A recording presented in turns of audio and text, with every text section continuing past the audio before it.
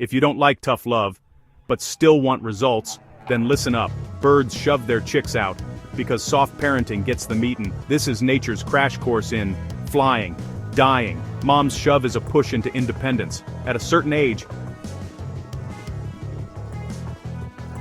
Sakics. Heavy, Durzo Bachin. Attract predators. Rasen. Suck too many resources. By nudging them out, she forces practice flights, builds muscle, teaches risk assessment fast. Sometimes she even reduces brood size when food's tight. Brutal math, not malice. The ones that learn to flap survive and pass on genes. So next time you see a push, think tough love, efficiency, evolution, doing what it must.